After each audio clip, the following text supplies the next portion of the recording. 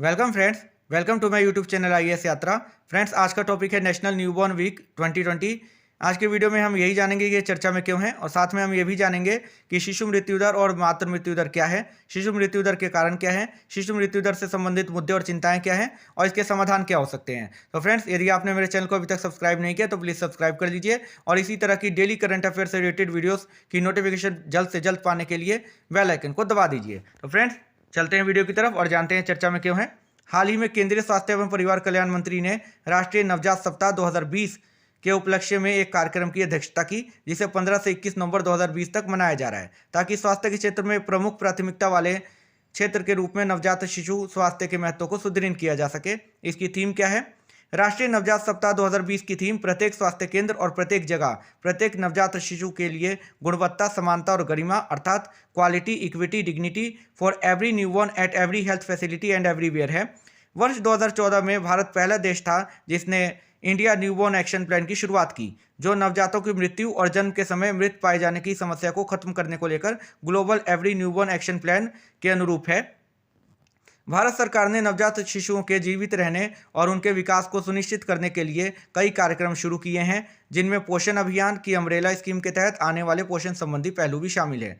नवजात शिशुओं से संबंधित शिकायत के निवारण के लिए एनएनएम पोर्टल, सुमन योजना आदि की शुरुआत की गई है। आईएनएपी लक्ष्यों एवं रोडमैप योजना पर एक विस्तृत प्रगति कार्ड जारी करते हुए केंद्रीय स्वास्थ्य एवं परिवार कल्याण मंत्री ने कहा कि भारत ने वर्ष 2017 के महत्वपूर्ण लक्ष्यों को सफलतापूर्वक पूरा किया है। वर्ष 2017 के लिए नवजात मृत्यु दर, न्यूबॉर्न मोर्टेलिटी रेट का निर्धारित लक्ष्य 24 प्रति 1000 पर था।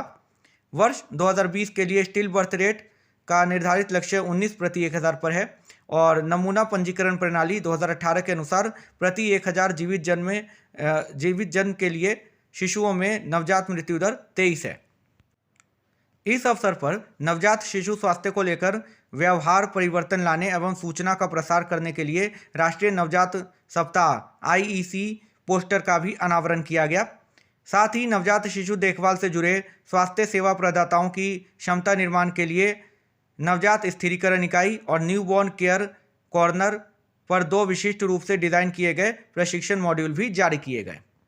शिशु मृत्यु दर क्या है, ये जान लेते हैं। शिशु मृत्यु दर द्वारा प्रति 1000 जीवित जन्मे बच्चों में से 1 वर्ष से कम उम्र के बच्चों की मौत की संख्या को प्रदर्शित करता है। मातृ मृत्यु दर क्या है, ये जानते हैं। यह गर्भावस्था या उसके प्रबंधन से संबंधित किसी भी कारण से आकस्मिक या अप्रत्याशित कारणों को छोड़कर प्रति 1 लाख जीवित जन्मों में मातृ मृत्यु की वार्षिक संख्या है। जन्म दर क्या है, ये जानते हैं। जन्म दर से तात्पर्य प्रति वर्ष 1000 व्यक्तियों पर जीवित शिशुओं की कुल संख्या से है।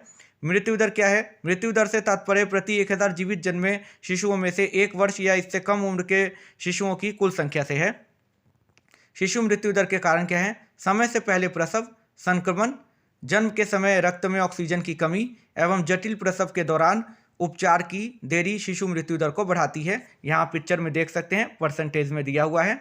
ये आंकड़े मैंने मिनिस्ट्री ऑफ हेल्थ और फैमिली वेलफेयर की वेबसाइट से लिए हैं। आप भी वहाँ जाके इसको डाउनलोड कर सकते हैं। 84 पेज का एक डॉक्यूमेंट है, उसको आप पढ़ सकते हैं। आईएनएपी अर्थात इंडियन न्यूबॉर्न एक्शन प्लान का एक डॉक्यूमेंट है, 84 पेज का। आपको और अधिक जानकारी प्राप्त होगी। शिशु मृत्यु दर से संबंधित मुद्दे और चिंताएं। जन्म अंतराल। ज़्यादातर मामलों में 2 बच्चों का जन्म 3 वर्ष के जन्म अंतराल के बजाय 1 से 1.5 वर्ष के अंतराल में ही हुआ होता है। इसके परिणाम स्वरूप कम वजन वाले शिशुओं का समय से पहले ही प्रसव हो जाता है। उच्च कुपोषण। गर्भवती होने के साथ साथ स्तनपान कराने वाली माताओं में उच्च कुपोषण का स्तर अक्सर शिशुओं की मृत्यु दर का कारण बनता है। मातृ स्वास्थ्य। इसका असर शिशु मृत्यु दर पर भी पड़ता है। वर्ष 2015 से वर्ष 2017 के मध्य प्रदेश में मातृ मृत्यु दर अनुपात 188 प्रति 1 लाख दर्ज किया गया, जो देश के औसत मातृ मृत्यु दर के अनुपात 122 1 लाख की तुलना में अधिक है।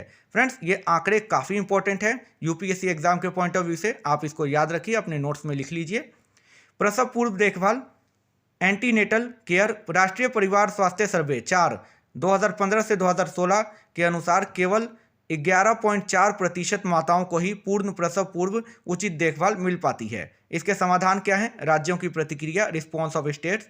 स्वास्थ्य राज्य सूची का विषय है, जिसके तहत राज्य सरकार स्वास्थ्य देखभाल की जिम्मेदारी राज्य सरकार की होती है। इसके लिए मानव एवं वित्तीय संसाधनों की उपलब्धता के संबंध में राज्यों की मजबूत प्रतिबद्धता की आवश्यकता है। प्रसव पूर्व और प्रसवोत्तर देखभाल। प्रसव पूर्व और प्रसवोत्तर देखभाल में पर्याप्त स्वास्थ्य जांच, संस्थागत प्रसव और दवा की आवश्यकता पर ध्यान देना जरूरी है। प्राथमिक स्वास्थ्य देखभाल का पुनरुद्धार।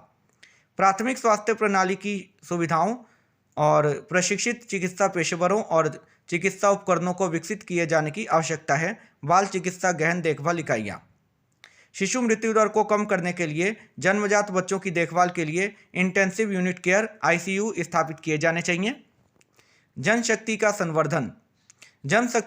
जनशक्ति के संवर्धन के तहत डॉक्टरों, कुशल आशा कार्यकर्ताओं और नर्सों को प्राथमिक स्वास्थ्य पर विशेष रूप से ग्रामीण क्षेत्रों में संस्थागत प्रसव कराने के लिए बेहतर चिकित्सीय सहायता प्राप्त होनी चाहिए। डिजिटलीकरण। राष्ट्रीय स्वास्थ्य पोर्टल का उपयोग जननी सुरक्षा योजना के माध्यम से संस्थागत प्रसव के लिए एकल बिंदु के रूप में किया गया है।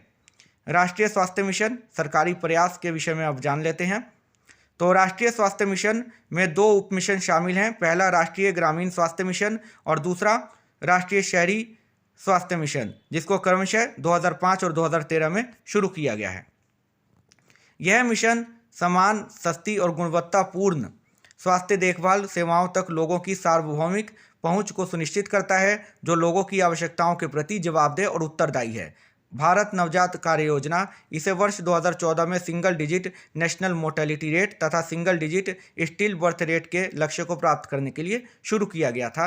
अन्य योजनाएं क्या हैं? जननी सुरक्षा योजना, जननी शिशु सुरक्षा कार्यक्रम और प्रधानमंत्री मातृ वंदना योजना, जिस पर मैं वीडियो बना चुका हूं। आप इसी चैनल पर मौजूद है, आप उसको जाकर देख सकते हैं, आपको और अधिक जानकारी प्राप्त होगी, लेकिन वो इंग्लिश में है फ्रेंड्स।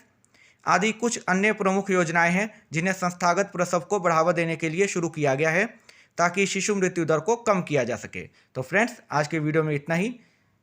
मुझे उम्मीद है कि आपको इस वीडियो से ज़रूर कुछ सीखने को मिला होगा, और यदि आपको ये वीडियो अच्छा लगा हो तो प्लीज़ एक लाइक कर दीजिए और ज़्यादा से ज़्यादा इसको शेयर कीजिए। तो फ्रेंड्स, तब तक के लिए goodbye. Thank you for watching friends.